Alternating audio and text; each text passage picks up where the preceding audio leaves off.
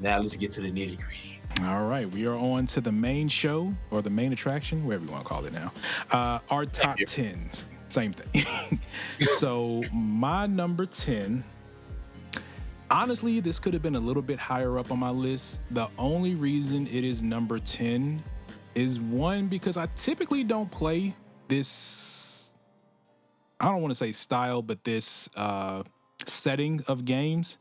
And this was also probably look at my list here. Yeah, this is probably the one game that I had to literally take breaks from playing just because it got really stressful.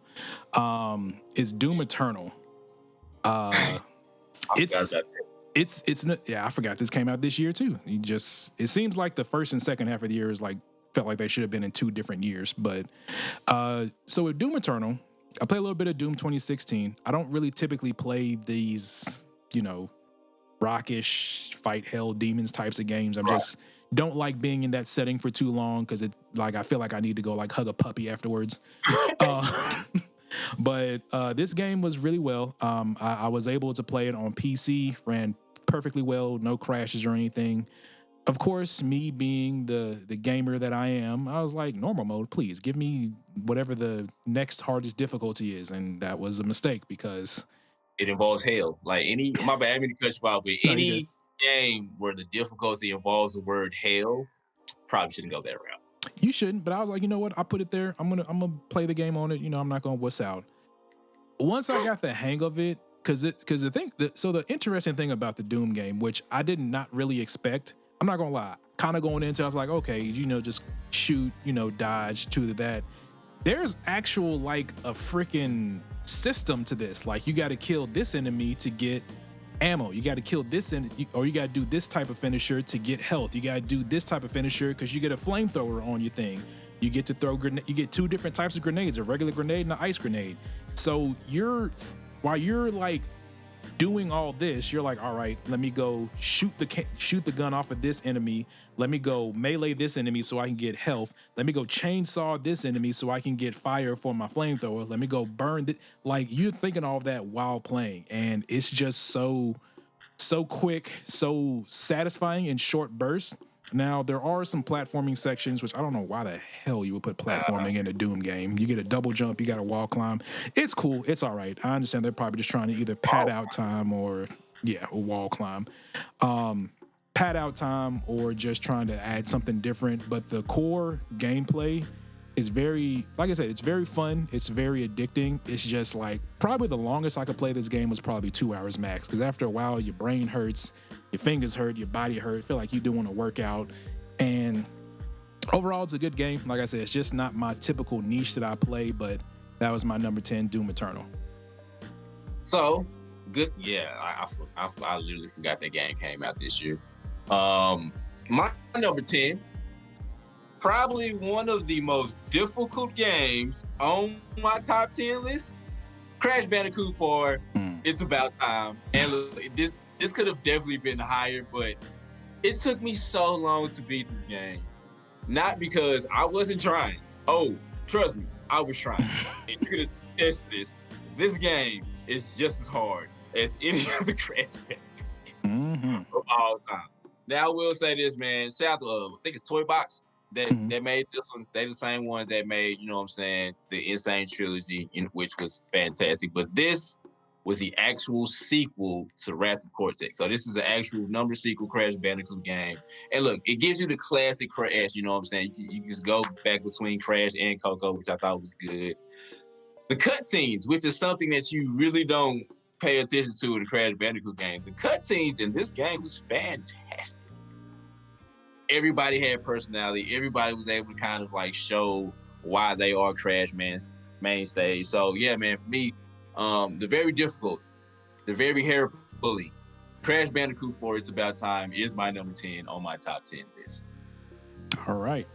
My number 9 is a game that I'm not going to say I was surprised because I liked the first version or the first game in this series. Beautiful game. This game basically added on to what made it so popular on the original. My number 9 is Ori and the Will of the Wisp. I'm saying that right. Yeah. So with the original Ori, it was a very, I like to say watercolor game. Is very, very definitive art style. Wasn't much in the way of combat, but it had it. I think even the devs on this game said that they were inspired by Hollow Knight because there's a lot of Hollow Knight in this game. You get 3 different weapons. There's a massive, massive skill tree that you get. Double jumps. You get like little, I forget what you would call it. Like you can zoom across in a certain area, like slingshot yourself. The boss fights in this game are beautiful. Like, because there really wasn't any boss fights in the first one. So, quick question, real quick. Yeah. I don't know if this was a boss fight or not, but I saw one instance, some gameplay. I don't know if it was like a big frog-looking creature or whatever it was, but it was basically trying to like devouring the whole stage and you at the same time. Yeah, if I'm not mistaken, I think that's the first boss. It basically turns into a chase sequence where you got to run and then you like get to a point and then you fight them. I died many a times to that because sometimes you don't know where to jump or if you can hang on that ledge or not. But overall, Ori is a very beautiful and emotionally charged game. Like I said, it's on Game Pass, Microsoft Studios game, so it's definitely something you should play if you're into that platformer. And like I said, there's like the combat they added. You get a different type of attack. Like if you do up or right or left or down, you get a different type of attack based on what direction. Some of those you have to do to defeat certain enemies. Music is amazing in this game as well, but that's my number 9, Ori and the Will of the Wisp. So my number 9 is a game that just came out and me and you have discussed on numerous occasions. Actually, one of the games in the background right now, Cyberpunk 2077, is my number 9 game. And yes, look, I know it might be low for some of you, but so I'm not gonna lie, I have not beaten this game yet because I've just been going around like just doing a bunch of side stuff, which is like, if anybody knows me when it comes to video games, don't give me a bunch of side missions because I will spend more time doing side missions than doing the main mission. Yeah. But to me, I like games like that. Now, look, I know I said I would give Avengers like, a pass for their bugs, but Cyberpunk, you don't really get a pass because I feel like as much as this game has been, and look, I know, pressure from the fans, pressure from investors, you just had to put the game out. So to be honest with you, like, we can kind of blame ourselves. Not me, because me and you talked about it even before the game came out. However long y'all have to wait to give us the game that we want, go ahead and do it. But to be honest with you, like the only bugs that I've encountered is just like, just people or cars like just popping in and popping out. Like my game has not crashed and I am playing on the Xbox One. So, not the PS5 or like, a PC. So I haven't just had like the game ending bugs that a lot of people have said they've experienced. I am having fun playing this game. I've hit level 50 street cred, so that should just let you know right there, like how much I've just been playing the game. So when things come together and I actually like put my 100 hours or so into the game, I'll be able to better like express how I feel about it. But it does make my top 10 because, like I said, I am enjoying it. I am a fan of open world games. Keanu Reeves is fantastic. Johnny Silverhand, and yeah, man, CDR, it's. That was under a lot of pressure too coming out after The Witcher 3. So to be honest with you, it was gonna be an issue with this game regardless. But my number 9, Cyberpunk 2077. What is your number 8, sir?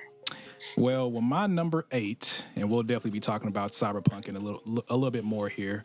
My number 8 was a game that I was super, super excited for.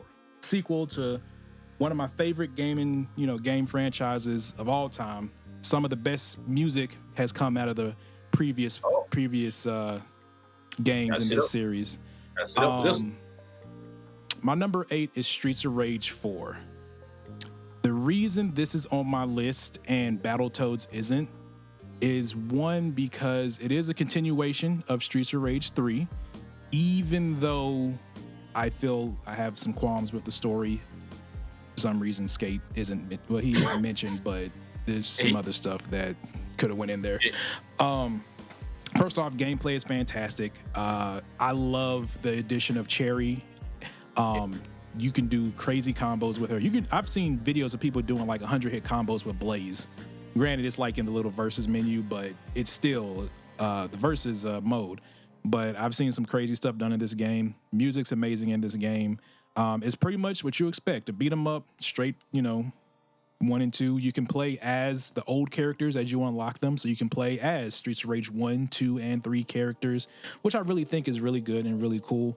So my main issue with the game is that I don't feel like, and when did Streets of Rage 3 come out? 97, 8-ish? Yeah, I was like 97. Somewhere in the late 90s. So about 22 years ago, something like that, if my math is correct. Yeah. I'm looking it up now. About 21, 22 years ago. I don't feel like this game pushed the beat 'em up genre forward as it should. Oh wow. My 94. Oh, 94. Okay. So so almost three decades, pretty much. Wow.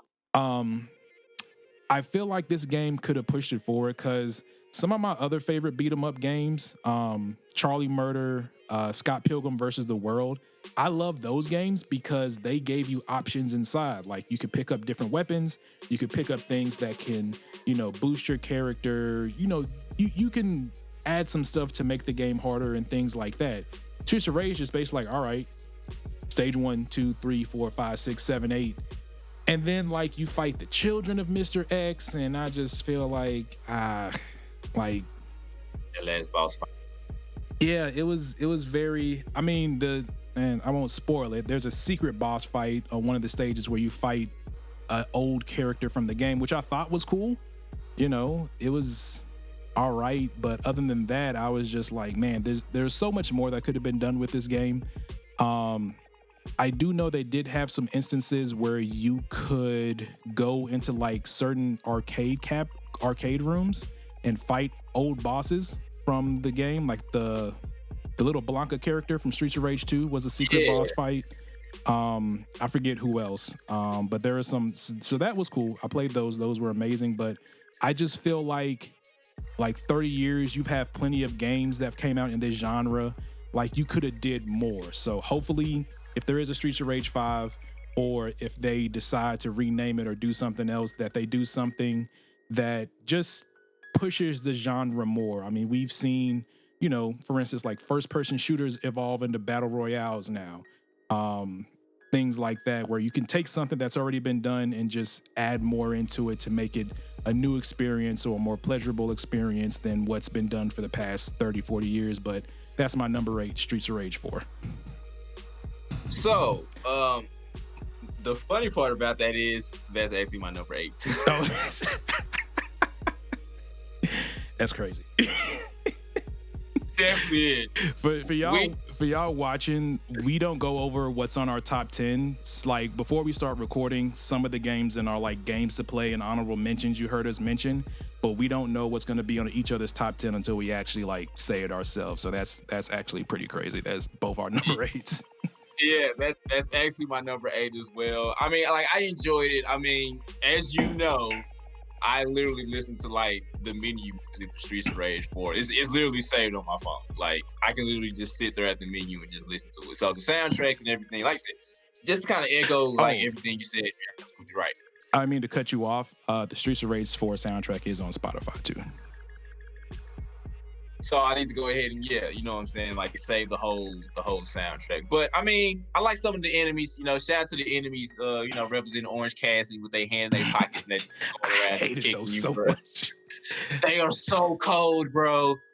It's ridiculous. But it makes me laugh every time because every time I see them with their hand in their pocket, I just think about Orange Cassidy. But yeah, man. Shout out to Fat Axel, which is fantastic. Now, like you did say, you can go back and play with like the OG, you know what I'm saying, Streets of Rage characters. Now, when you do that, just remember the special moves and everything is like the OG, you know what I'm saying, Streets of Rage characters as well. And also, they didn't have sprint either. So, well, the Streets of Rage 1 characters didn't have sprint. Yeah. So that was a little annoying, but yeah, my number 8 is Streets of Rage 4. So that's funny. That is very funny. That is funny. All right, so for my number 7, this is another sequel in a series that I really love. The first 2 entries of this series dating back to the GameCube and the N64. Overall, I really enjoyed this game. It's Paper Mario, the Origami King.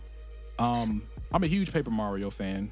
Huge Paper Mario and Mario RPG fan are probably my favorite games in the Mario series overall. Next is like Smash Brothers. So this game was pretty fun. Again, the kingdom is under attack from some origami, demon from outer space. Of course, it's Mario's job to save Princess and everybody. Oddly enough, I kind of get some mixed vibes from this game. So this game, at least I'm probably like a good 10 to 15 hours in. So I'm probably almost a little over halfway done with the game. This game is very handholdy, which I have an issue with. Like, I understand it's a Nintendo game, it's a Switch game, it's probably targeted more towards kids. I get all that, but like the first 3 to 4 hours is basically just like, hey, do this. Hey, there's this boss battle. Hey, you should do this and jump on this. I'm like, thanks. I can kind of put 2 and 2 together and figure that out. I kind of wish there was a way you could turn that off, or just like, hey, I'm over the age of 18. I've played a video game before. I know, how to attack. The humor in the game is pretty much Mario humor at its best. So it's very funny if you're into that kind of kiddish humor. I will say, there's some parts in this game that could be a little bit creepy. Like at the beginning of the game, so basically what the main villain does, he turns everything into like origami versions of themselves. So he like turns into paper and they're like origami versions.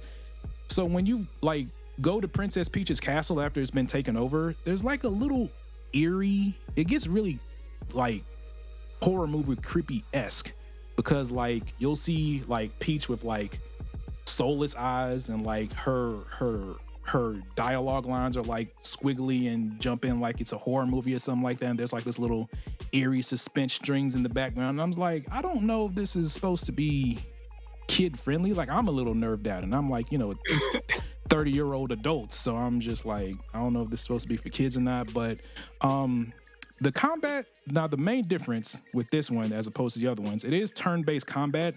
So the way the combat works is like it's on this spherical circle. I don't know. I think that's how you're supposed to pronounce it. So thank you. So the way it's supposed to work, you're supposed to line up your opponents. So let's say that you're in the middle, Mario, and then you have like 5 enemies on this side, 5 enemies on this side. You can turn the circle clockwise to line them all up, and then you can like move it forward and back to push them into a line. That way, when you attack, if you attack 4 in a row, you get a damage bonus and things like that. Now, when it's a boss battle, it's reversed. So the boss is in the middle, and then Mario has to like hop on points to get to a certain boss's, weakness, or things like that. But the thing about it is like it's arrows. So like if you take an arrow somewhere you're not supposed to go, you can totally just mess up your turn. So you got to do a lot of pre-planning when it comes to boss fights, which is cool. It's also a little like, all right, this is kind of annoying as well. But overall, it's typical Mario fare. You got to collect stuff, unlock stuff, talk to different amount. There's like an obscene amount of toads in this game. I don't know if all Mario games have been like that, but I swear, like within the first 15 hours, I've seen like over 2,000 toads. It's just weird, but overall, it's a fun game. If you're a fan of Mario games, or I guess you can call this a turn-based RPG, even though it's like spherical. There we go, spherical, turn-based. But that's my number 7, Paper Mario, the Origami King. Okay. Ooh, yeah, that got dark for a Mario game. Speaking of dark, my number 7 is Assassin's Creed Valhalla. So I'll say this, and for those that know, Assassin's Creed is probably like one of my favorite like series. You know what I'm saying? So I was really excited about this, and the game is fun. It is fantastic. The story mode is cool. You can either play with a male or female Ivar. I mean, That's fine, but to be honest, it doesn't really just affect the story At too all. much. Not at I all. like, dialogue and romance. Honestly, don't even really affect the romance choices to be maybe besides a few characters because hey, Viking time. You know what I'm saying? But the combat was, it was cool. A little bit slower when you think about like Odyssey and Origin, so it was kind of a step down, like combat wise. But like I enjoyed it. I beat the story, and I will say I am, once I kind of like went through it, still was like doing some of the side stuff. I actually still enjoy playing the game. So I don't want disappointed would be I'm not disappointed in the game. That's a strong word. Like I said, I love the game. It's just I didn't really like the change of pace, if that makes sense. Mm. Like I feel like it was just a little bit too slow for me. Which is crazy when you think about Assassin's Creed is all about, you know what I'm saying, like being stealthy. It really wasn't no stealth. Like you're Vikings. Like ain't nothing stealthy about being a Viking. At all. And I felt like with it being that, the combat probably could have been a little bit more brutal than it was. You know what I'm saying? If you really just wanted to like expose like that time of the Viking. But I mean, it was cool, customizing the camp, getting tatted up and stuff like that. But, like I said, like playing as a male or female didn't really switch much. It didn't matter to the point to where they had it to where you could just be like, whichever one is like More appropriate for the scene. yeah, so you really didn't even have to choose. You could have like literally just left it at that and just like, all right, I guess I'm playing with a male. Also, one thing that kind of annoyed me, like the way they broke it up story wise. Let's just say you encounter a character that you really like. After that chapter is done, you probably will not see that character throughout the rest of the game. Mm. So that was kind of like annoying at times, but overall though, fantastic game. You kind of also came out at the wrong time considering what I was playing while I was trying to play this. But yeah, man, my number 7, Assassin's Creed Valhalla. What is your number 6? My number 6. So this probably will not make a lot of probably most people's top 10s. It made mine because y'all know I love JRPGs. When did this game come out? This game came out in April. So this was a nice break from the other title, which I'm sure is going to be higher on our list during that time. This is a remake of an old NES game. I want to say it's Secret of Mana 3 or 2, but Trials of Mana is my number 6. So the main thing that made me want to play this game, the Secret of Mana remake came out last year before, but it wasn't really done that well. This one, I read a lot of reviews on it before I purchased it, and I kind of tried to get an idea of what I would be getting myself into. For the most part, it's just kind of comfort food gaming is what I want to call it. Story is what it is. The kind of cool concept is like there's 6 different characters, and depending on, because you choose a party of 3, and that's your 3 throughout the whole playthrough, so there is a little bit of replayability that you can mix up 3 of the 6.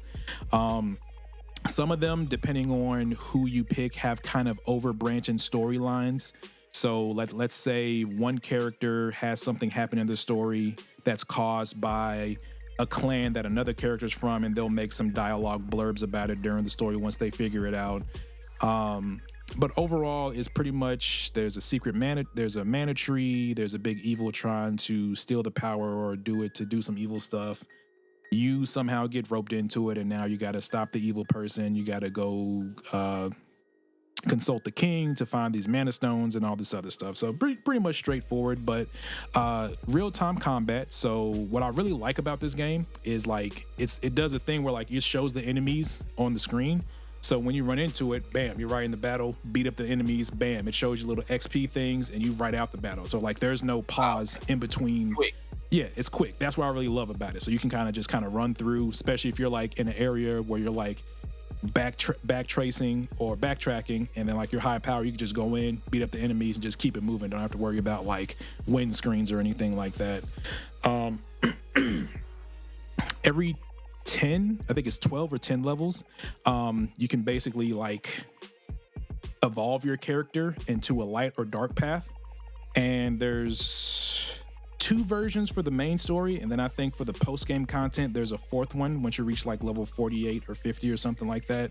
So let's say you pick one character, you can go all light, or you can go all dark, or you can go light, dark, you know, things like that. Like there's a light and dark path with each tier, and you get different things and different skills and stuff like that. So it's a pretty fun game. Of course, it is a Japanese game, so the English dub is okay. You know, it's not the best. You can definitely tell this was a game meant for Japanese audiences because some of the voice actors it's like the main 6 characters voice actors are good, and then like everybody else's is kind of meh, except for like maybe 3 or 4 of the main villains and other characters that help you out. But just like side characters, even if they have voices, aren't the best. But as I said, if you're a fan of JRPGs, it's just kind of one of those good comfort food things that you just kind of play, enjoy the music. It's for the most part, it's a pretty like happy, positive game. Oh, that's what it was. I was playing this while also playing Doom, because whenever Doom would stress me, I'd be like, all right, turn on Trials of Mana, here's some happy music, you know, all that, what is it, B major music with all those happy chords in it and everything, and then just, you know, go about town killing slimes and stuff. But but that's my number 6, Trials of Mana. So before we started recording, I informed my brethren that my 4 through 10 order might shock them a little bit. And I think this is where it's about to start, because my number 6 game is actually The Last of Us 2. I'm not surprised. Oh, okay. Well, yeah. Number 6 is The Last of Us 2. Everybody's so-called game of the year. It was cool. And this is no knock to that game at all. The game is fantastic. Basically, not much gameplay-wise really changed from the first one to the second one. And look, if it's not broke, don't fix it. You know what I'm saying? The story mode was fantastic, but divisive. You know what I'm saying? Some people love certain things about it. Some people didn't. Honestly, just wouldn't have been my game of the year, to be honest with you, because I just felt like not that much change. You really could have called it The Last of Us 1.5, to be honest. Mm-hmm. So I'm not gonna spend a lot of time on this, but my number 6 is The Last of Us 2. Stop hype beasting. I'll just leave it at that. You know what I'm saying? Like I don't really care about like the video game awards and stuff out like that, but stop hype beasting, because that's exactly what y'all did for this game. Exactly. I will add on to that because I'll go ahead and say it now. Last of Us 2 is not on my list. So my main qualm with the game, I got about halfway to the game. I got to the point to where you start playing as a second character, and then I just like, I'm not finishing this game. One, because of Jesse. So fuck that game because of what they did to Jesse. Yeah. 2, my biggest issue with the game is, y'all know, when it comes to like these heavy story-driven games, I like to get really immersed in the story and, you know, for the most part, try to make it believable, which in this case, a lot of it kind of isn't, because the survivability rate that Joel and Ellie had in the first game and in this game probably is not going to happen in real life. But my main issue was kind of the writing. Like, it really felt all over the place. My main thing was like, all right, Ellie goes out on this quest, you know, for spoiler reasons, we won't say it, but she goes out on this quest. And when she's talking to Dina, she's like, man, you know, I don't know if I can do this. I'm not a killer, all this. Meanwhile, while you're playing the game, the only way you can really get past people is by killing them. This game does not give you an option to knock people out. No. At all. Like, you want to like stealth somebody, you grab somebody, you have to stab them. I made the mistake one time where I grabbed somebody with a gun, I accidentally hit the trigger and blew their brains out. Shocked the crap out of me. I was just like, whoa, all right. I didn't know that was gonna happen. I was just tapping the right trigger by accident. I was like, all right, well, that's a wasted bullet. And these are human enemies. Like, the zombies, cool. All right, I get that. They're zombies. Right. But the human enemies, and that's probably the one thing that, like, just did not sit well with me. Killing people in this game did not feel fun to me. It felt too real. Yeah. Like, too real. Like almost to the point, this was kind of like Doom, where like I could not play this game for long stretches of time because I just feel so tense. And I guess that's kind of a thing that you would want to get with a game like this to convey the story, convey the environment, the immersion. But to me, it's kind of to a point where it's like, all right, I've killed millions of things in video games, humans, robots, animals, all this. This is probably the only game where like I really wish they would have gave you an option, a non-lethal option, just to knock out people, tie up people, choke out people like other games give you. But for some reason, this game, Cyberpunk even gave you the issue. And like that game's pretty much all about like, kill everything or be killed. But that also the story, like it got to the point where like I got to that halfway point and I was just like, I do not like this story or the writing. I just watched the rest of it on YouTube, and no spoilers here, but if you've seen the end of the game, you really just think to yourself, you're just like, why? Yeah. Like, I won't say any more than that just for people who haven't played it, but once you see the ending and what transpires and what happens and the epilogue and after all that too, you're just like, why? That's all I can really say. It's just why. And on top of that, real quick, I'll just say this though: like, you're supposed to kind of like feel sorry for Ellie, considering what does happen in this game. I don't feel no sympathy for her, man. At all. Like you said, like once you just out there just killing humans, like real violently. By the way, you know how I was talking about, Assassin's Creed should have been a little bit more brutal with the Viking stuff. It should have been like this. Yeah, it should have been like The Last of Us 2, because there was no punches pulled, you know what I'm saying? So, yeah, I definitely agree with you. You know what I'm saying? The story could have been done a little bit better. That's why I just also feel like people were just still like so enamored by like the first game that they was just like, oh yeah, this is definitely, you know what I'm saying? Like, honestly, this was more the same, in my opinion. Yeah. That was a little bit older, if you want to be honest. And like you said, with the character switch, I felt like Metal Gear Solid 2, when I was playing the Solid Snake, the writing, and I was like, WTF. Like, my whole main thing is, I honestly didn't even mind the character switch. It's just, there's a lot there. Like I said, my main thing is just the writing. There's a lot of points in this game where there's situations where certain characters have other certain characters in very precarious situations, and the game could have just ended there. Like, when the character switch happened, the game low-key could have just ended there if it was a different writing. But like I said, I could go on a whole rant about this, but yeah. my whole thing was just The Last of Us 2. After watching the story and figuring out what happens, I'm just like, why? Like, low-key, Last of Us really could have ended with one. I would have been much happier if this was like another character, like maybe Tommy. Well, technically you get Tommy in this story too, but I don't know, maybe some other character, something else. Maybe I don't know, something else. Maybe takes place in a different part of the world, because this takes place in Seattle. Yeah. Do a Walking Dead, you know what I'm saying? Do like, Fear the Walking Dead. You can have like The Last of Us, Fear the Last of Us.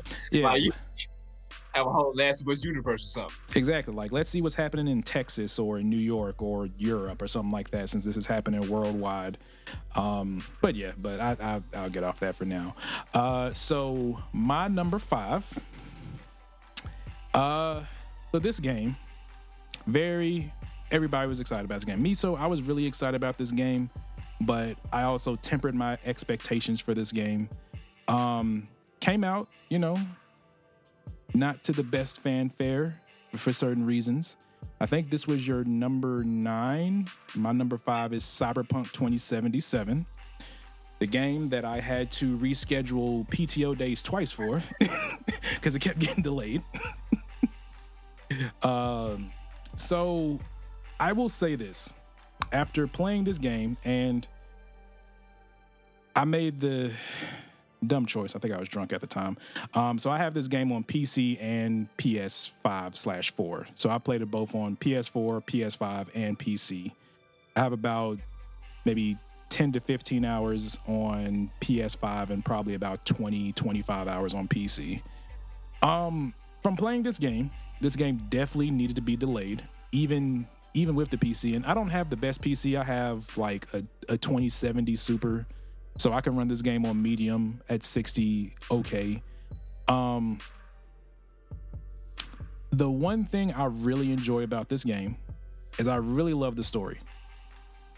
The story has its hooks in me to where I want to know what happens next. I want to know what happens with Johnny. I want to know what happens with V.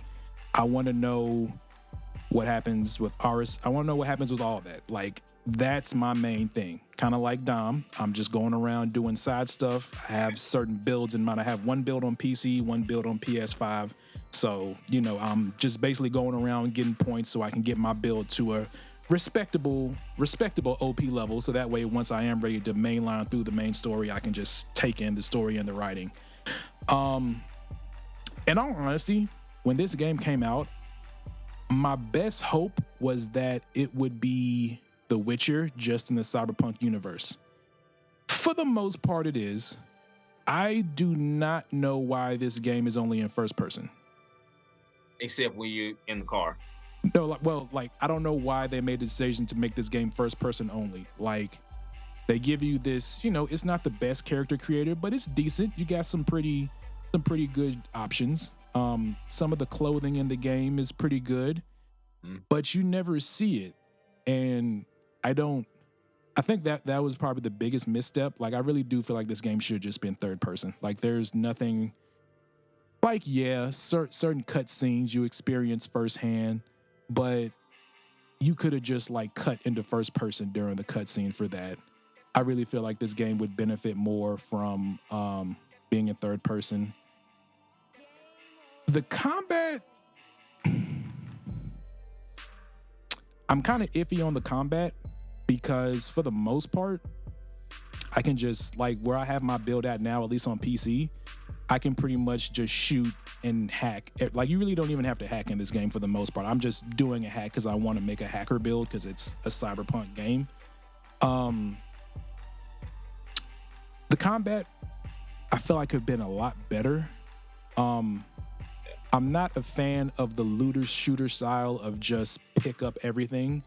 Because, for instance, when you do the Maelstrom early mission where you got to go get the robot, I was basically, whenever I would fight people, I would take like 3 to 4 minutes to just loot everybody in the room. Which was like, all right, cool. Breaks the immersion a little bit because I got to sit here and loot everybody. But also, like, most of the loot I'm picking up, I'm either just going to break down for crafting materials or sell.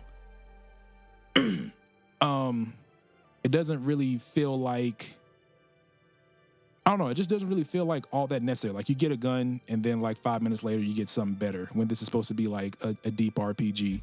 What I would honestly compare Cyberpunk to, it really feels like GTA but with RPG mechanics in it. So GTA mixed with Deus Ex is what I would say that's probably a good comparison because it kind of makes me feel like Deus Ex a little bit, except more open world. Like, Deus Ex was open world, but not as open as this. Yeah, so I can see that, especially with the fact that, you know, you can jack people for their cars. Exactly, you know. and you're basically playing a mercenary, which is basically what you are in GTA. Like, for the most part, mercenary. But overall, I do enjoy the game. I'm honestly debating because low-key what I really want to do, because I think there's supposed to be a big patch coming out this month or February. I'm trying to debate if I want to go ahead and try to finish the game or if I want to wait for that patch, because I am really interested to see what the PS5 version of this game looks like compared to the PC version. So that's why I've just been mainly doing side stuff, kind of trying to wait to see what their game plan is for the next month or two, because the next gen versions were supposed to come out this month or next month. But overall, it's the story of the game that's really got me hooked. Everything else around it, I do feel like in the future will be fixed. In all honesty, I think what should have happened with this game, it should have been delayed. And then if it wasn't delayed, only the PC version should have came out. The console version should have been delayed or what have you, but they already showed console footage and all this. Now, I do feel like it is bad on a company to basically not show any version of the console before it comes out, or don't allow people to see the versions of a console as far as that. I honestly don't feel bad for the company at all because they brought that on themselves. But I can't really say I feel as bad as people. I'm not as mad as people are at because, like I said, I played the PC version. It's okay. It's maybe crashed on me twice, but that's because I leave my PC on like all the time. So maybe I need to restart it every 3 weeks or something. And the PS5 version, when I first played it, it was a little iffy, but after like the first 2 or 3 patches, it runs fine. You can definitely tell it's the PS4 version just on PS5 hardware. But overall, I'm really interested to see what Cyberpunk 2077 will be like this time next year. Because, The Witcher 3 didn't launch with the hottest, launch. So it'd be interesting to see. I'm still excited to see what it's going to be, but as for now, it's my number 5 and most questionable game of 2020, Cyberpunk 2077. So just to kind of piggyback off of that before, my number 5 is the fact that you have 3 life paths that you choose, and besides a few dialogue choices and where you start the game initially, I haven't really seen that much of a difference. You know what I'm saying? So that's kind of annoying. And I think you actually text me about this. Certain missions and gameplay that they showed does not go that way in the game. Yes. So they showed this mission already. So the first mission that you do for Dexter Deshawn, when you steal the robot or whatever, they showed. I think when they originally showed it, they showed you getting killed, which you do get shot by Dexter, and that's basically the end of the first chapter. But they also showed like you fighting back and killing them. Like, you don't get that in the final game. And I actually texted Dom after I got through that part. I was like, yo, when you did this happen? He was like, yeah. It's like, oh, I thought you were supposed to like get an option to kill him or something. Like they showed that in the trailers. Like, nah, it's not in it because the story progresses and you see Cyberpunk pop up after you get shot. Yeah, title screen. And I was like, oh, all right. Well, that was false advertising, but yeah, I mean, it's a good game. It's definitely even with that. My bad. And to add on top of that, you still ain't the one that kills Dexter Deshawn. Not at all. I was so mad about that. I was like, come on, man. I done got shot by Mark Henry and I can't shoot this MF back, friend. Exactly. Like, not at all. So yeah, but as I said, it's definitely a good game. I wouldn't, even without the bugs, I don't even know if I would say that it's a game of the year for me, because I do feel like there are some core mechanics that need some reworking, or at least some changes. Yeah, crafting for one, for sure. That's why it's number 9 for me. You know what I'm saying? Like, you see the potential in the game. It's just they haven't brought it out yet. So, yeah. Shout out to Keanu Reeves, though, man. Oh, yeah. Like I say, because Keanu Reeves' Johnny Silverhand is just fantastic. So, my number 5, I'm a cheat, and I don't care. My number 5 was a game that was in your honorable mention, and that's Persona 5 Royale. That is my number 5 game. Yes, granted, they got it 3 years before we did, but I don't care because, to be honest with you, if you just play Persona 5 Royal and you've never played the Persona 5 base game, there will really be no reason for you to play the base game of Persona 5 because with the extra characters, with the extra stages and stuff that you get a whole extra chapter. You know what I'm saying? Like, you wouldn't get that in the base game. And considering you could basically call it like a definitive edition of Persona 5 when you go back and look at it, this is a perfect example of what that looks like.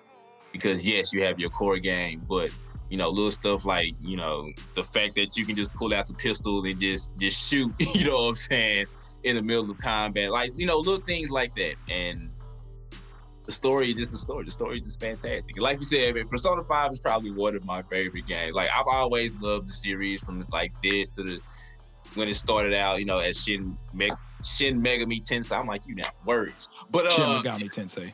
Yeah, there you go. Thank you, sir. But yeah, because I think the first like technical Persona 5 came out in like 96 on the PS1. So that should also let you know like how long it's been going. It's just really starting to like hit its stride over here.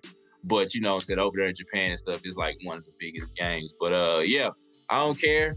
It's my list. I can do whatever I want to do with it.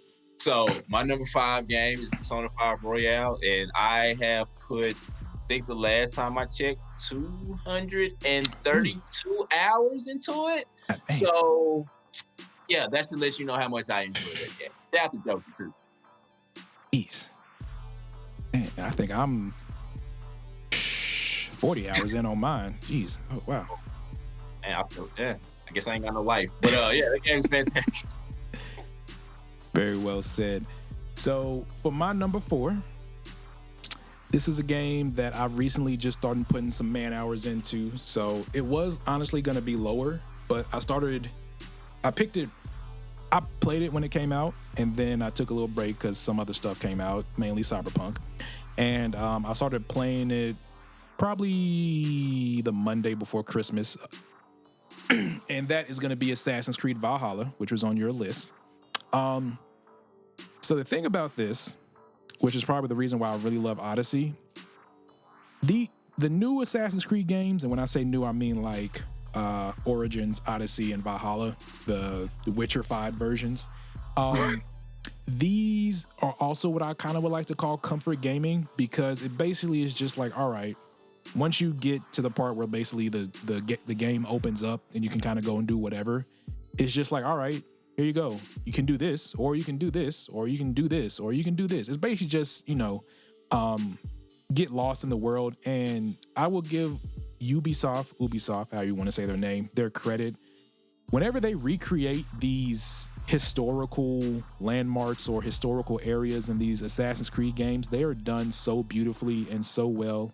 I was, blessed enough to be able to get a PS5 when it came out. So playing this game on the PS5 is way more fun, or way more, it runs really well on the PS5, I would say that, because I played it on the PS4, and then like 2 days later the PS5 came out, so I was like, all right, I'm play it on there. Runs more smoothly, definitely looks better, but I was kind of like you. When I first started playing the game, I was like, man, this combat feels really slow and jagged. Like, I didn't know if that was just me. I didn't know if it's because like I was in the beginning of the game, so I hadn't leveled up my character yet. But yeah, I can kind of see now that I've gotten deeper into it, unlock some of the different weapons. Yo, the 2-hand melee perk? Bruh. Boy, you want to talk about feeling like a badass. Like, I seen that. I was like, all right, let me reset my skills. Just put all my points to get to that. Like, just wielding 2 axes is just so good, especially when you can time the attacks right. Yeah, overall, like I said, this is kind of the same thing I kind of had with whatchamacallit?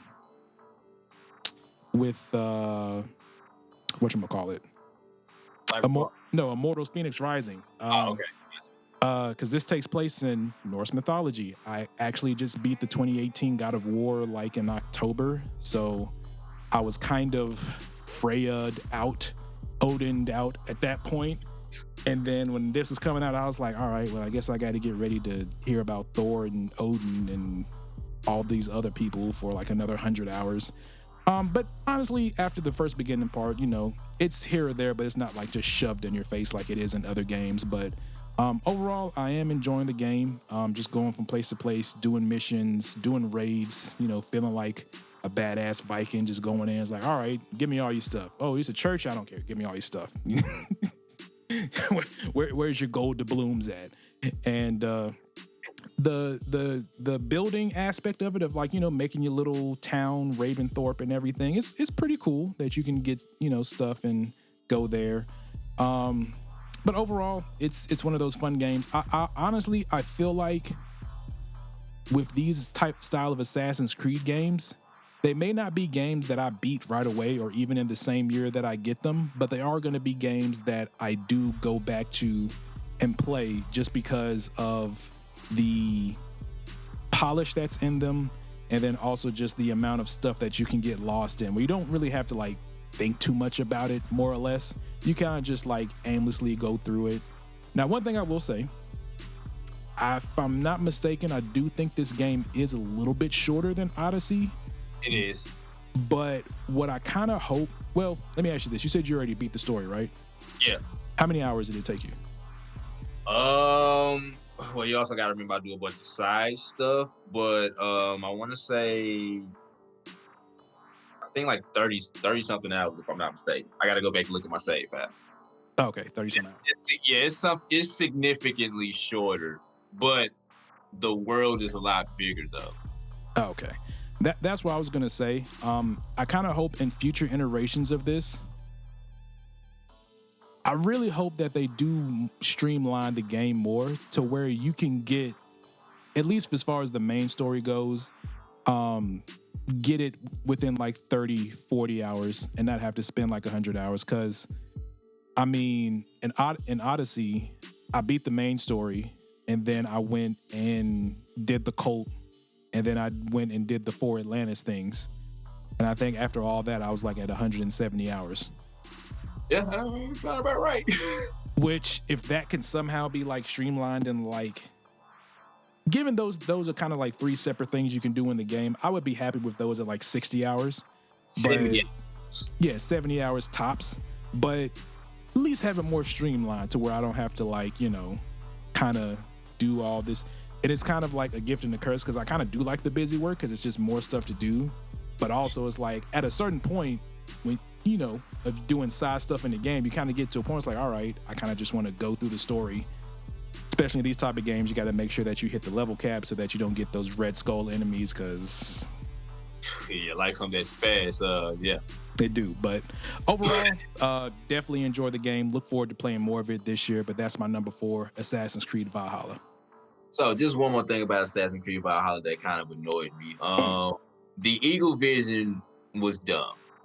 Like, to be honest with you, the Eagle Vision was kind of pointless to me in this. I didn't like the way they used it in this. Like, I got it, but they give you like a general area. Like, even when, whatever pops up, it's just a general area. It's not even like exactly where it's supposed to be at. So I didn't really like the Eagle Vision on this one. So I have a question.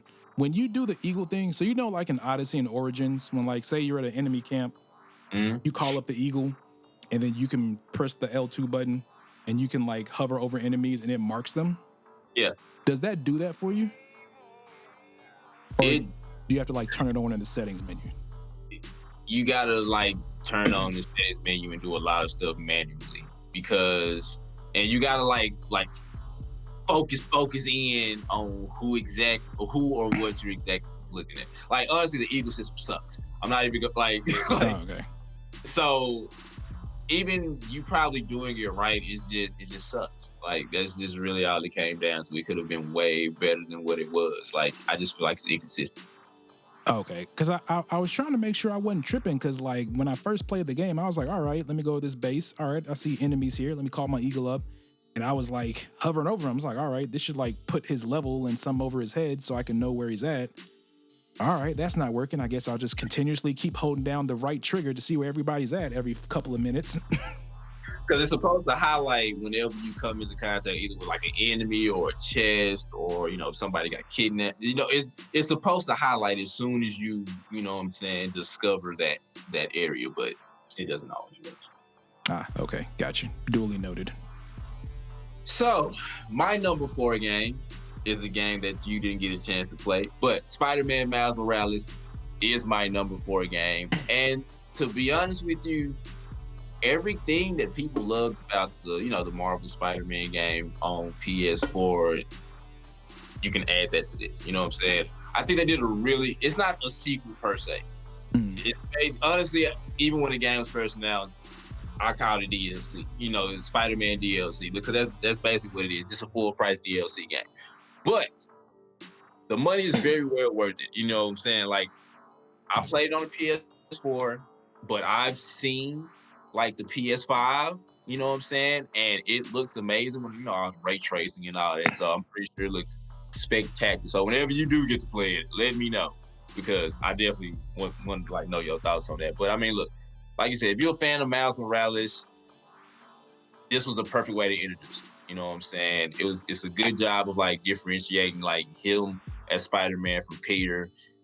I mean, you've probably seen it, so I guess it's not really a spoiler. There, you do team up with good old Peter Parker on a mission, so it's always good. I like the fact that his swinging, you know what I'm saying, his combat style, it feels completely different. You know what I'm saying? Like when you think about swinging around with Peter on Spider, you know, Marvel Spider-Man on PS4, you know, it's fluent, you know what I'm saying? He's in control, but with Miles, since he's like still kind of getting used to his powers, like on Into the Spider-Verse, like he's kind of swinging kind of wild and stuff like that's how they got him. You know what I'm saying? And shout out to them for having the, you know, Into the Spider-Verse jump off the top of the buildings too. So that's costumes, fantastic.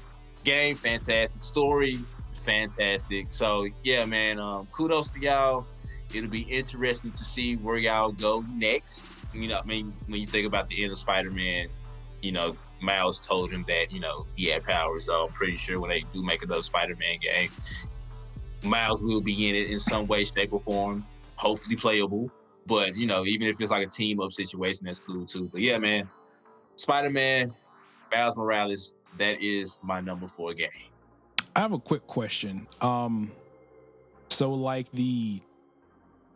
I don't know if you want to say the secret ending of the original Spider-Man with Osborn, is that talked about or hinted at any time in this game? Yeah, it's hinted at. Okay. It's, yeah, like certain things kind of weave into each other for a little bit. So yeah, that's hinted at. And when you think about the Osborn that Miles Morales fought, yeah, that's it'll be pretty interesting to see how that shapes up, you know what I'm saying, in video game form. Got you. Okay, I just want to know. So the reason why I haven't actually really played it. So what happened is on Christmas Eve, my wife had her niece and nephew over here. Like the niece is 18, the nephew's 16. So you know, I'm like, all right, you know, hey, have my PS5, play whatever you want. He was like, yo, can I play Spider-Man? She was like, all right. So she bought it. So Christmas Eve and Christmas night, I'm stuck in this room because he, you know, 16-year-old teenager, stay up till like 5, 6 a.m. He basically beats the game in like a day and a half.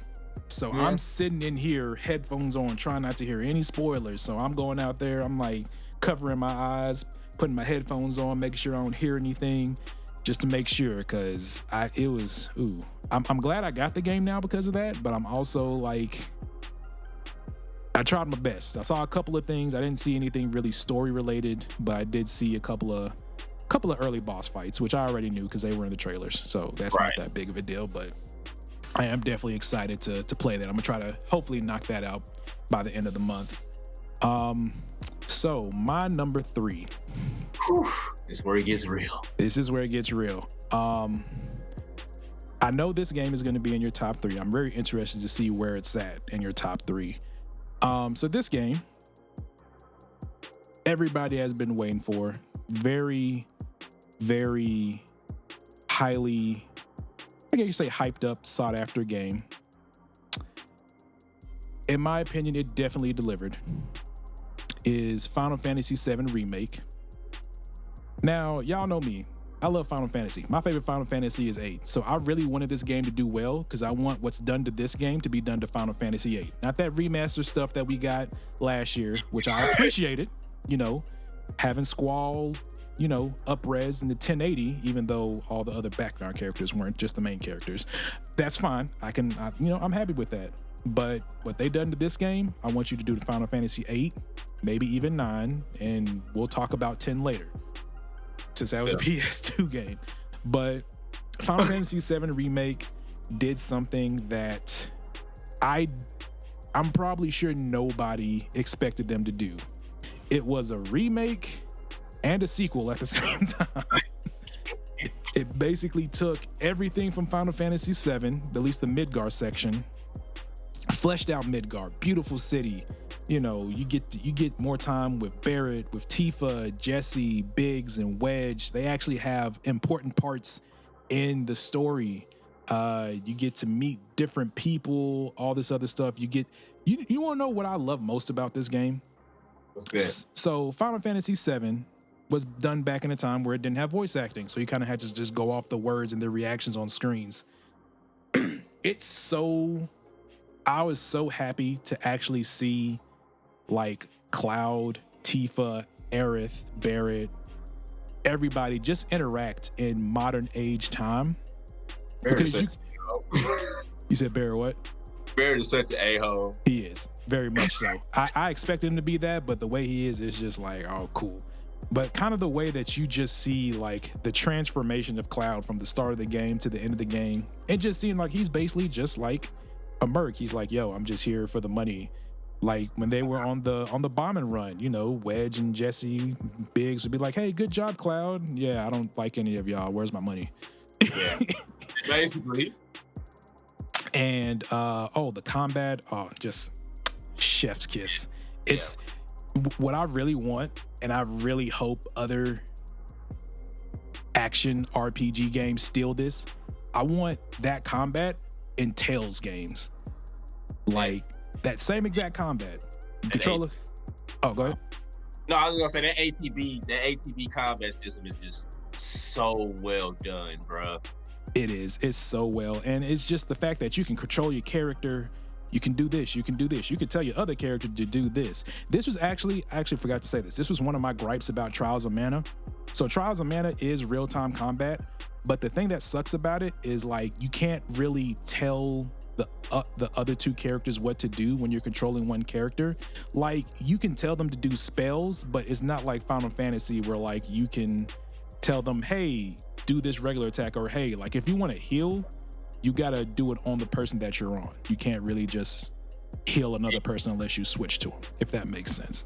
But with the Final Fantasy VII Remake, like I want that battle system. I don't care if you just call it the same thing. Just action RPGs with turn-based going forward, just steal it.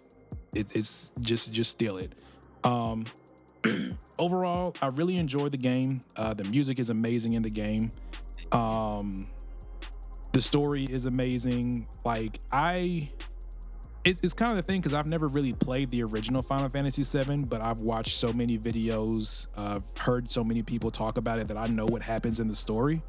So to see it recreated this way is really amazing. Also, when you get introduced into Sephiroth, it's I don't know. I feel like they found a way to make Sephiroth more mysterious this game than they did in the original. Because at certain points, you can't tell if he's real or not. You can't tell what's real, which I guess was one of the things that Cloud had to deal with due to certain things in the original. The only negatives I can really say about the game, there's a couple of later chapters I feel like could have been taken out or trimmed. I didn't really mind that much just because I really enjoyed the gameplay of it. I'm trying to think what else. That's really the only negative thing I could really say about the game is that I did most of the side stuff. I think there are ultimate weapons in the game, right? Yeah, they are. I didn't get a chance. I didn't really sit around to get those, but I got pretty much like the one below the best weapon for each character. Also, screw that pull-up challenge. I swear that thing is rigged on higher difficulties. I kid you not. When I first unlocked it, I sat in the living room. My wife will attest to this. I sat in the living room for like 2 hours trying to beat it on hard mode. And the thing about it is like, you know, once you get kind of up there, it goes away. So you got to keep it rhythm.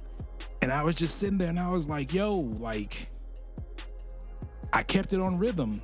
Also, I would like to note that I was in the it's probably more now, but when the game first came out, I was in the 4% to get that trophy for Jesse on the bike minigame. Yeah. I spent about 2 hours trying to get there too. I was like, wait a minute, there's a trophy that only 3% of the people got this? Hold on, let me etch my name into history here. But yeah, overall, amazing game. I'm really interested to see where the sequel is gonna go. If they're going to, I actually don't even really know. Given the ending of the game, which I won't really spoil, but it's kind of what I'm really excited and also what I'm kind of worried about. I'm excited because I want to see where this goes. I want to see how they're going to differentiate the story from the original. I'm also scared because this is Square and also Kingdom Hearts 3 is a thing. So, wow. Think something so positive and just getting that was the first thing I thought of when I saw the sequel. When I saw the ending, I was like, yo, this could go to some really cool and crazy places. Also, this is the same company that released Kingdom Hearts 3 last year.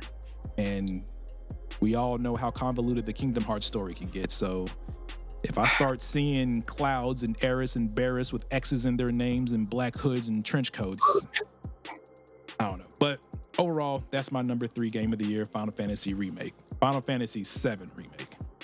I like it. My number 3 is one of those original IPs that I mentioned earlier. Ghost of Tsushima for the PS4. This game is freaking fantastic. In my opinion, it did a very good job as far as like making you feel like a samurai. You gotta see it like that whenever you talk. That's how they did it every time. You know what I'm saying? So, I mean, look, the story basically follows Jin. You know, his uncle got kidnapped. Squad got murked. Long story short, and you basically trying to get your uncle back and get revenge on, you know, another kind.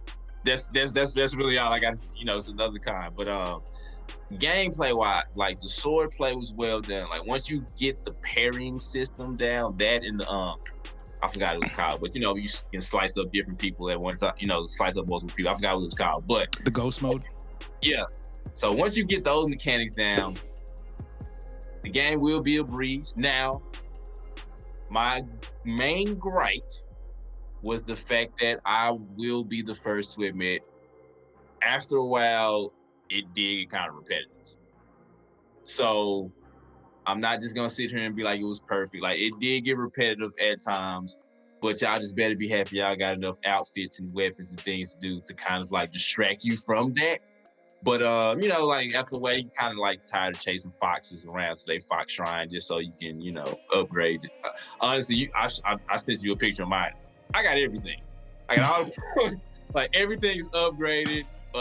Now shout out to them for adding. I haven't just really sat down with the multiplayer mode as much as I would like to. Same. But the part that I did play, I enjoyed it. Also, definitely I played with a friend because if you go in there solo, life gonna come at you real fast. But my number 3 game is Ghost of Tsushima, and I am really intrigued to see what your 1 and 2 is. So I want to ask you something. I know you said you got everything. Did you get the I guess the Easter egg outfits? Yeah. Okay. Yeah, I got those too. I found one and I was like, I'm gonna go get the other ones. It's like, oh, I haven't unlocked that chapter yet. And then when I got there, I just totally forgot about it. I mean, it didn't look that cool to begin with, but I was just like, oh, that's because, you know, when I found the infamous one and I was like, man, that looks super familiar. And then I looked it up on Google. I was like, oh, okay. Very nice. But yeah, so as far as my number 2, I'll just go ahead and roll into it. It is Ghost of Tsushima as well. Kind of the same sentiments that you have. Amazing game, beautiful game. Like I said, so this game took me a little bit to get into, and I don't know why. Maybe it's just because it took me a while to kind of wrap my head around the mechanics. But once you, like you said, once you did, and you get the fighting mechanics down, and remember which stance you're supposed to be in for each enemy, because I was like, wait a minute, I just did it by the way he held the sword. So I was like, all right, the high sword, we use those for the spear people. The low sword, we use those for one-on-ones. I can't tell you how many of those, what are the dudes called? The straw hat one-on-one battles. Like the first one I did, I was in the wrong stance the whole time. And I was just like, man, he shouldn't be this hard to beat. And I was like, oh, you got to go to the neutral stance. Yeah. And then I beat him in like 2 tries after that. But yeah, overall, it's kind of one of those things where it's like it doesn't do anything like outstanding per se, like, you know, revolutionary. but it does everything really well. Like, there's nothing that I would say overall, there's nothing it really does bad. Now, I'm not gonna lie. Towards the end of this game, the boss battle before the final fight, if that was the final fight of the game, this game probably would have been like number 7 for me. Because I was just like, yo, that's how this is gonna end. I thought so too. I ain't gonna even lie.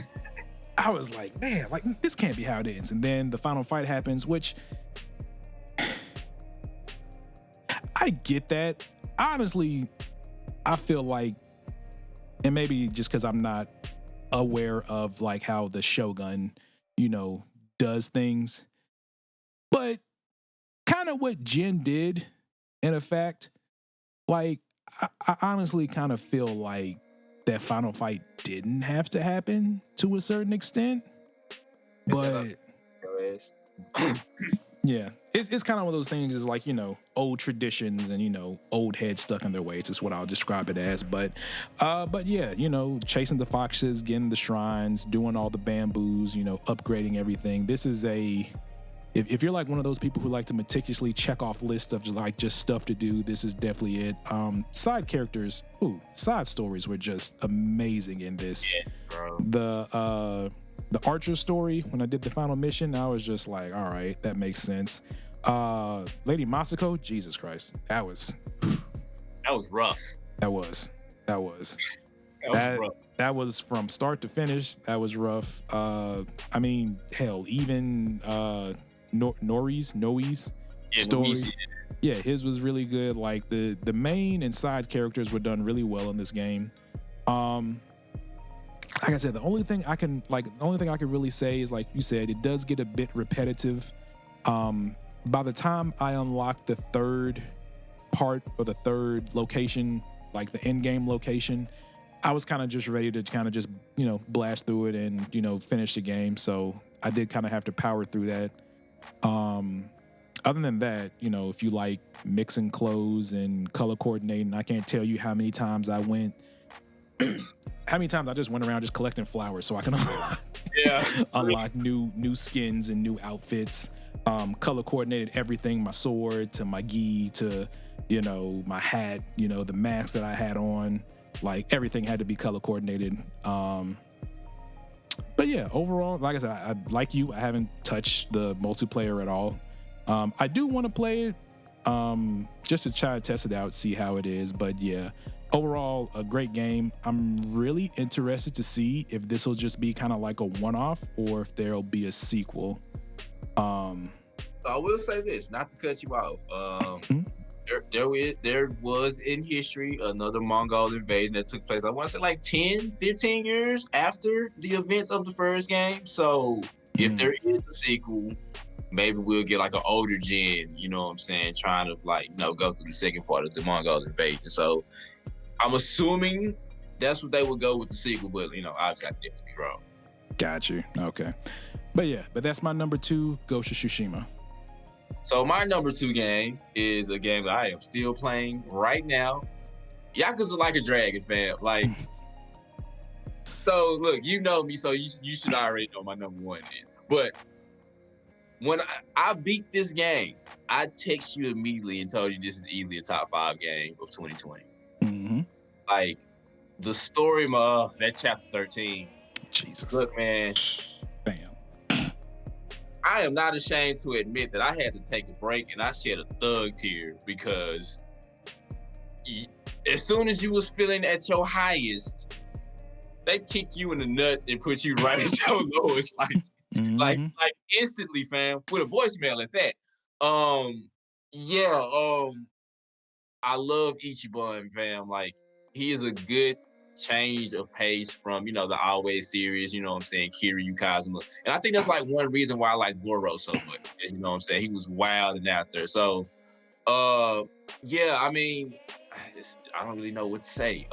If you've played a Yakuza game, it has all the typical, crazy side missions and shenanigans like that. Shout out to the part-time hero missions. Those are hilarious. The kart racing, awesome. I love it. The combat, it went to the turn-based RPG style. I was I was a little concerned when they did that, but considering the personality of Ichiban, considering like he basically sees everything as a Dragon Quest game, it fits into like the personality of the character. So I think that's why the RPG style works best for like Ichiban. You know what I'm saying? And like the open world action brawler was better for Kiryu. So shout out to them for that. The side characters, you know, I got so much enjoyment. I don't want to spoil the ending, but just know, man, Adachi, I'm glad you got yours, B. I am definitely glad you got yours because you went through the ringer, fam. So I mean, yeah, the story is typical Yakuza. It takes you through all the twists and turns. Screw y'all for chapter 13. Screw y'all for that ending because the ending literally came out of nowhere, and not in a bad way though. But it was just like one of them, like, oh, okay, then one of them. You gotta hit the Weebay from the wire. That's like when it happened, I was just like, I had to put my hand over my mouth, like, what? So I mean, yeah, man, I could really like spend a lot of time talking about Yakuza Like a Dragon, but you know, I ain't gonna do that to you. So but yeah, man, my number 2 game of 2020, man, is Yakuza Like a Dragon. I've started my new game plus mode, and I will say this. Them enemies is hard as hell. I can imagine. I can only imagine. They're starting off at level 50. Oh, jeez. So yeah, so get your level up in your first playthrough. That's all I'll say. Well, yeah. Well, for my number 1, I will say this is a game that I was excited for. I'm not gonna lie. Looking at the games on this list, I did not expect this to be my number 1. I expected it to at least be top 5, maybe top 3, but I didn't expect it to be number 1 until I completed it. And that is your number 2, Yakuza Like a Dragon, Yakuza 7. I'm a huge fan of the Yakuza series, even though the only one I've played is 0 and completed. A little bit of 1, little bit of 6, but I've seen bits and pieces of like all the games, but I've always felt like they've always had amazing writing in these games, which I really, like and come for. Lovable characters, things like that. So with this game, when this game got announced, I was like, cool. And then when I saw it was coming out in Japan, it wasn't coming to the US till this year, I was like, all right, we gotta wait. So yeah, I kind of just, have the same feelings you have for this game. Kasuga is definitely, I hope they do another 7 games on him like they did with Kiryu, because I agree. The thing I really love about these games, and the thing I really had fun with this game, and then also Judgment, the spinoff as well, which I really enjoyed that game last year. I love the buildup they have before the boss fights. Like, I don't know, it's something that I really loved in the Persona games, and this one as well, is like just the buildup to be like, all right, there's this enemy did this thing, you're the character, I'm about to beat the crap out of you. And then just the banter that happens, then the music plays, and then the little aura stuff happens, and this happens all in this. Kasuga, I was a little iffy on him at first, but probably around chapter 4, chapter 5 is when I really fell in love with his character. I just like how, I don't know, how can I say this? I like how animated he is, how relatable he is. Like, don't get me wrong, Kiryu is an amazing character as well, but he's just stoic, stone face, Mr. Like, right. Oh, go ahead. No, I was gonna say he's like Superman, fam. Exactly. Like, basically, he's like Superman. It's like, all right, we know that he's this unstoppable thing. And then Kasuga comes in and he's like... He's flawed. Yeah, he's flawed. Like, and the thing about it, he's flawed to a certain degree to where he'll, basically for the course of the story, he's still holding on to this fact. It's like, yo, my boss wants to see me, even though he did 18 years in prison, gets shot by the dude that he went to go see, and then he does his whole trip thing to get back. And I love the writing in this game. Turn-based combat, I was actually really excited for. I was really interested to see how they would do it. Turns out really well. Has the job class, kind of like older Final Fantasy, so you can get certain jobs on certain characters. Of course, you have base stats on those characters, so certain jobs fit them better than they do other characters, but you do get a nice plethora to choose from. A nice different varying cast of characters that you get as well. I think you get 7 total, with one being a secret that you got to do a mini game to unlock. Yeah, I actually recommended this to a friend who was like, hey, is Yakuza, because I tweeted something after I beat the game. It's like, man, Yakuza Like a Dragon is like my top 5 game of the year.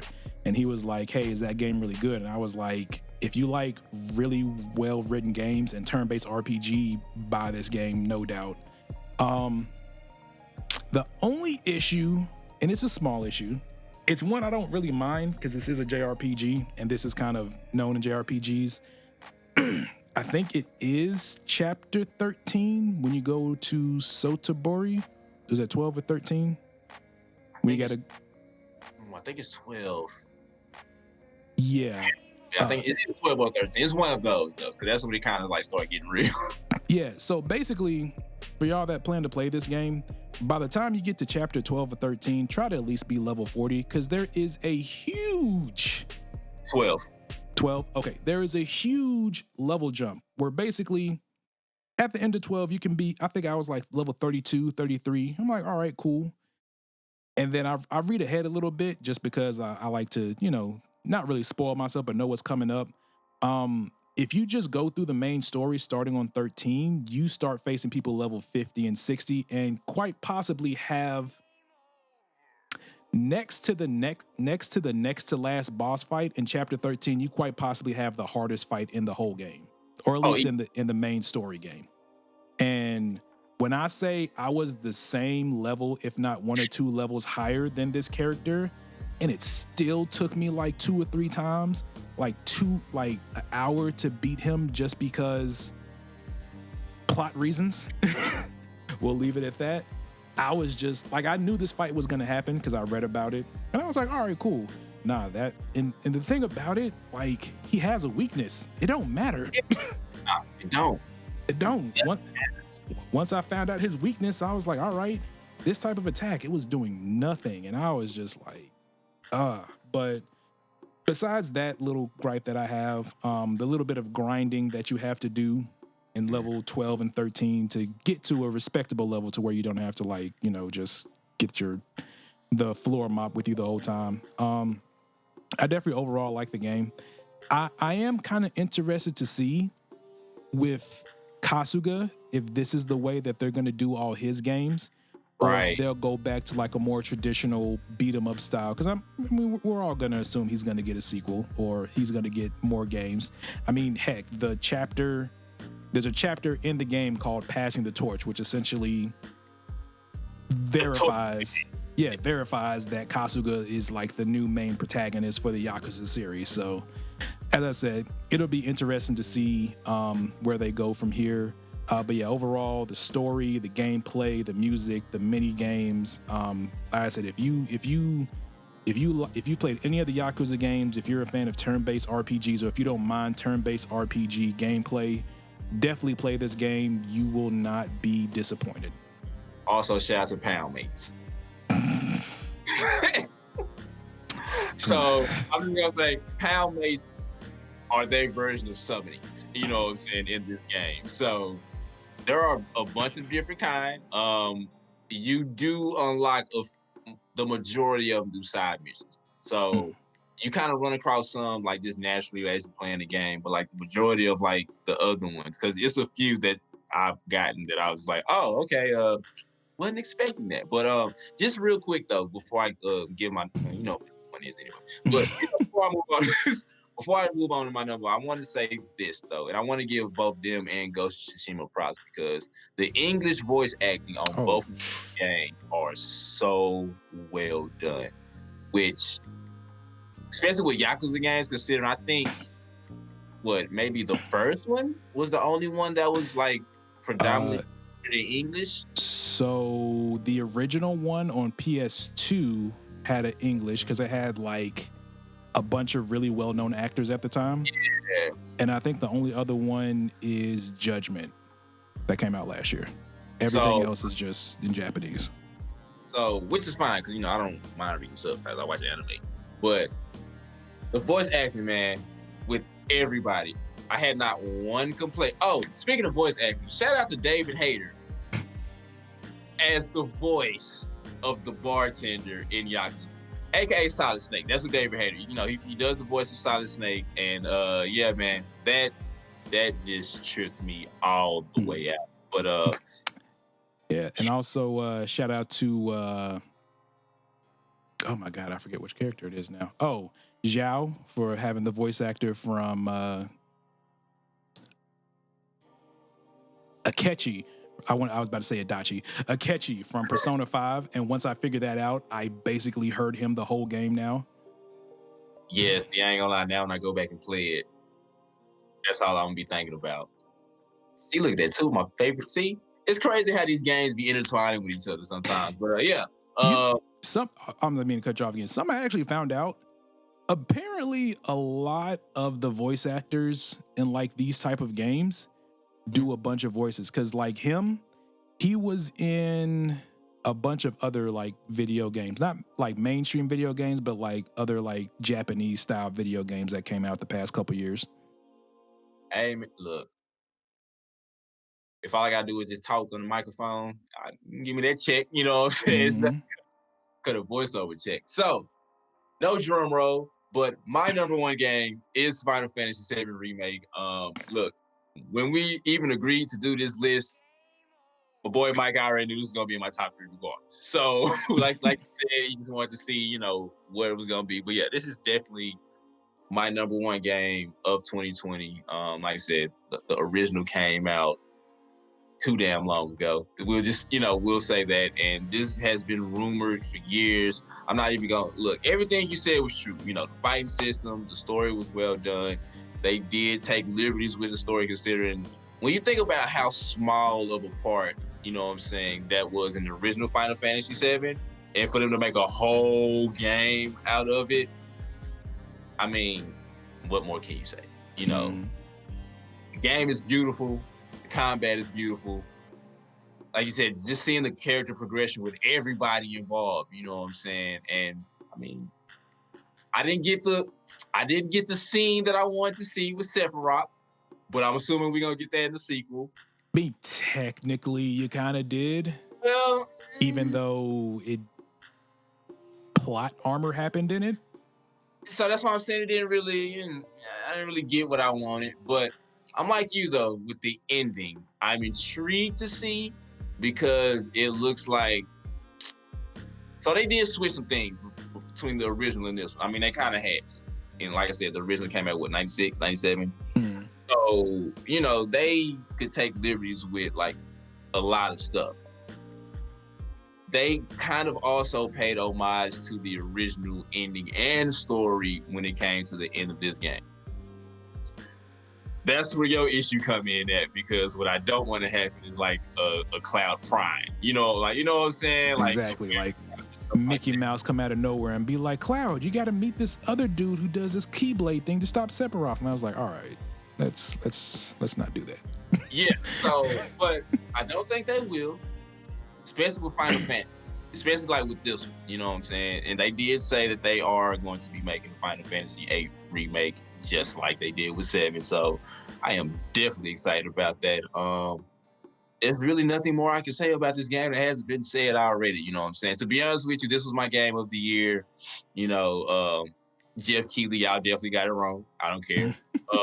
But yeah, man, this game was just fantastic, considering like the hype and the build for it. Like, in my opinion, there's not a lot of games, especially like recently, that we've seen that's been in production and talks with like years, close to a decade, and it meets those expectations.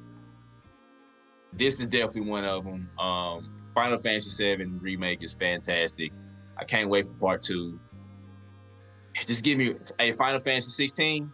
Just use that combat system. I don't care what y'all do. Oh, yeah. Just keep that combat system, and I'm pretty sure y'all will be just fine, you know what I'm saying, moving forward. Yeah, and I just like the camaraderie with, you know what I'm saying, everybody, with Cloud, Tifa, you know what I'm saying, Barrett. So it was just so well done, man. Just, yeah, man. My number one is Final Fantasy VII Remake. It was just so awesome and so amazing. And I couldn't even tell you how many hours I put into that game. You might witness every time you probably see me on PS4. All I was playing. I'm trying to think how many hours I had into it. Let me pull up my list here. Try to be. I think when I originally beat it, I sent it to you, but like that was a while ago. So, but all I know is, man, the weapons on there is fantastic. Oh, don't get it twisted. This game does get really difficult moving forward. Oh yeah, it does. It does. Towards the end, yeah. Especially if you ain't leveled up or gotten the right materia or weapons or armor. I had about 43 hours in it. Okay. I think I was like at least 68 my last time I checked. But like I said, that was a minute ago. But yeah, man, this game is so beautiful, bro. That's really all I can discuss. This game is just so beautiful. And Barry is one of the biggest a-holes of all time. But he's still my boy, though. Mm-hmm. I mean, we kind of knew that, but yeah, I mean, yeah, we did. But like you said, though, it's different hearing them say the words and like seeing the actual reactions instead of like just reading it on text and hitting X to skip it. You know what I'm saying? When you get tired of reading. So yeah, man. Shout out to Final Fantasy VII Remake, man. That was definitely the best game that I played in 2020. Oh yeah. Yeah, like I said, with my top 3 with Yakuza, Ghost, and Final Fantasy, it honestly could have been a toss-up between the 3 of them. Low-key, I kind of think Yakuza is number 1 because it's the most recent one that I beat, but who knows if I would have played these in a different order or if they would have came out at different times, they all could have been honestly swapped out vice versa for each one, but I don't know though, because think about it, I beat Final Fantasy VII way before Yakuza came out, and you know, that's still my number 1. That's true. I can agree with that because I still do think Yakuza is probably the best story I've experienced all year. That I will agree with. It takes you on a roller coaster. That's like the best way to describe it. But you do feel like a sense of accomplishment, like when you kind of see like each one like finally like coming to his own character wise. You know, he got pissed. Oh yeah. So I mean, yeah, bro, it was. You couldn't go wrong with either one of those. Like, yeah, I can literally just sit here and do a video about those 3 games, like by themselves, to be honest. Oh yeah, definitely. But yeah, as I said, those are our top 10 games. As I said, it was a great year for games amid everything else going on. You know, different things happening, the new consoles coming out, the whole, you know, mess that those launches and pre-orders were.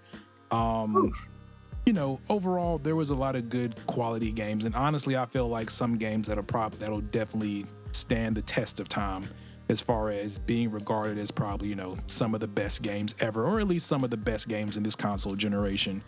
Like I said, hopefully 2021 has the same thing. I'm not gonna lie, I honestly haven't really been paying attention to stuff that's supposed to come out this year, so usually I like to wait till like February before I start looking for stuff coming out this year. I mean, they said God of War coming out this. Y'all know dang well God of War ain't coming out this year. I'll see you in 2022. That's all I'll say about God of War. Unless it's like a Miles Morales DLC. I mean, it is named Ragnarok, so considering how if you ain't beat it already, then that's y'all fault. Look, At the end, you know what I'm saying, of God of War, basically had like a little post-credit scene a la, you know, some Marvel stuff. And, you know, basically Kratos is beefing with Thor right now. Well, Thor is beefing with Kratos right now. Yeah, because he killed one of his sons. And rightfully so. I mean, and his brother. Yeah, you know, like them, that's your fast. But, so yeah, the next game will be entitled Ragnarok, and it is going to be interesting. I mean, they kind of teased it throughout the whole game, though, you know, with the statues, you know, stuff like that. He's going to encounter eventually. Yeah, I would say that's probably my most disappointing thing about that game is that you did not get a chance to fight Thor. Because I was like, as soon as I heard Thor, I think I remember I texted you and I was like, because I think you were further ahead.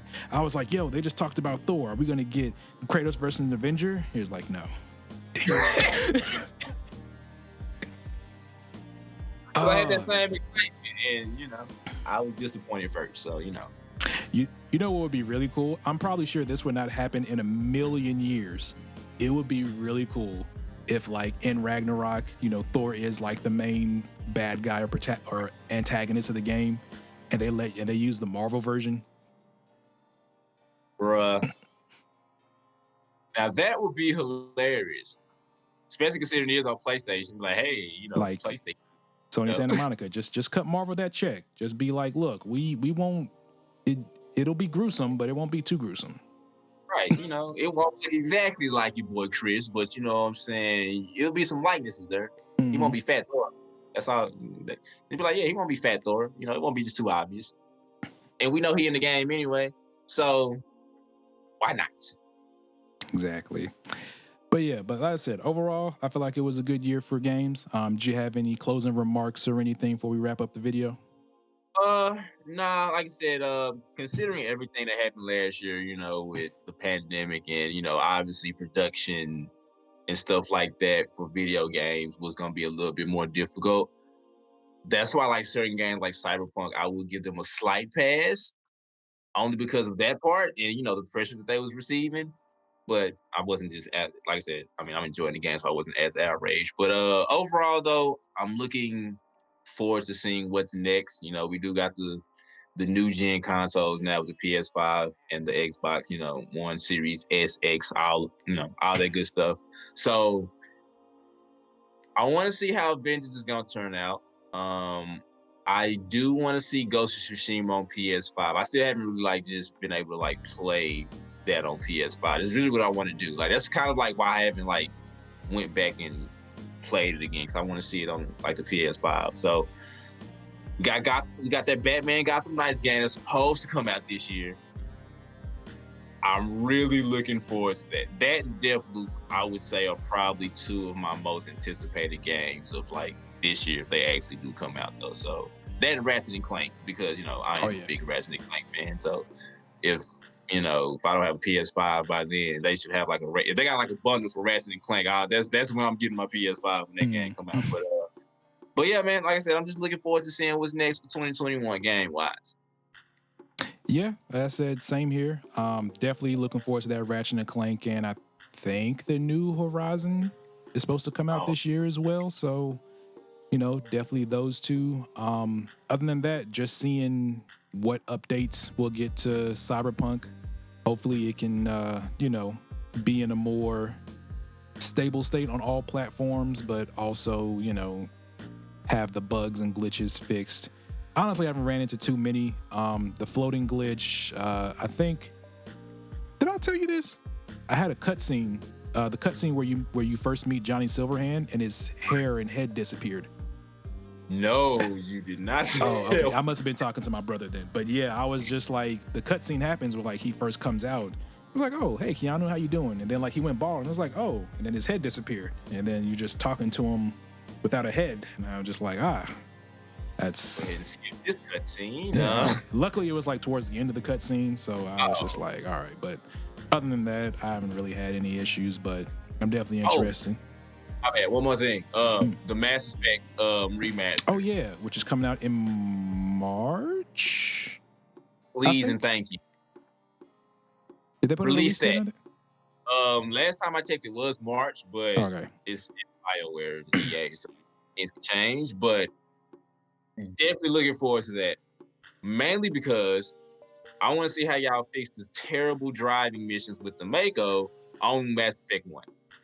Like, really, all they need to do is just give us the Mass Effect 3 combat with 1 and 2, and then boom. Easy breeze. And hopefully y'all can do something with that ending again of Mass Effect 3 since y'all already going in tinkering with it anyway. Give us like an actual ending because that ain't it. Oh yeah, definitely. That's definitely. I'm gonna have to save up some more PTO for when that comes out because that's definitely calling in. That comes out. All right. Hopefully my manager doesn't see this video. Other than that, yeah, like I said, hopefully here's to 2021 being as a good gaming year as it is. I'm probably sure outside of gaming, everything will, hopefully start to get back to a little bit of normalcy. as I said, if you want to check out me or Dom's content, I'll put both of our links, descriptions, all that good stuff in the description down below. And appreciate y'all for watching, and happy gaming for 2021.